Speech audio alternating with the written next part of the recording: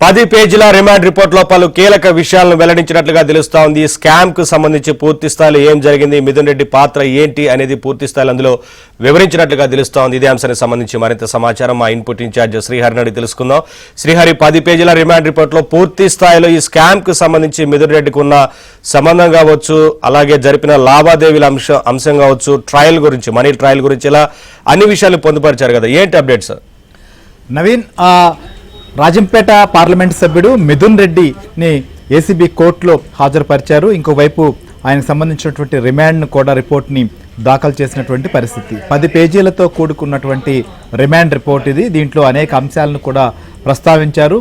మిథున్ రెడ్డికి సంబంధించి ఈ యొక్క లిక్కర్ స్కామ్లో ఏ రకంగా ఆయన కుట్రదారు, ఏ విధంగా ఆయన లబ్ధిదారు అనేటువంటి అంశాలను కూడా ప్రస్తావించడం జరిగింది. సో ఆయన చెప్తున్న దాన్ని బట్టి, నేను పార్లమెంటు సభ్యుడు, ఆంధ్రప్రదేశ్ ప్రభుత్వం రూపొందించినటువంటి పాలసీతో తనకేంటి సంబంధం అనేటువంటిది ఆయన వాదన. అయితే ఈ పాలసీ రూపొందించినటువంటి పరిస్థితి కానీ, ఆ పాలసీని రూపొందించేటువంటి ప్రక్రియలో జరిగినటువంటి కుట్రకోణం, ఆ తర్వాత డిస్టిలరీస్ సంబంధించి హ్యాండ్ ఓవర్ చేసుకోవడం, వాటి నుంచి సప్లై, తద్వారా చేకూర్చినటువంటి లబ్ధి, సో ఎవరెవరికి ఎంతెంత లబ్ధి చేకూరింది, లేదా ఈ ఓవరాల్ ప్రక్రియలో ఏదైతే మనీని ఎక్కడి నుంచి ఎక్కడికి చేరవేశారు, దీంట్లో ఎవరెవరిని ఏ రకంగా వారి పాత్ర ఉంది, వీటికి అన్నిటికీ కూడా ఏ రకంగా ఈయన పాత్రదారు అనేటువంటి అంశాలను కూడా ప్రస్తావించారు. సో ప్రస్తుతం ఏసీబీ కోర్టు దగ్గర ఇంకోవైపు మిథున్ రెడ్డికి సంబంధించినటువంటి వాదనలు కూడా మొదలైనట్లుగా తెలుస్తోంది.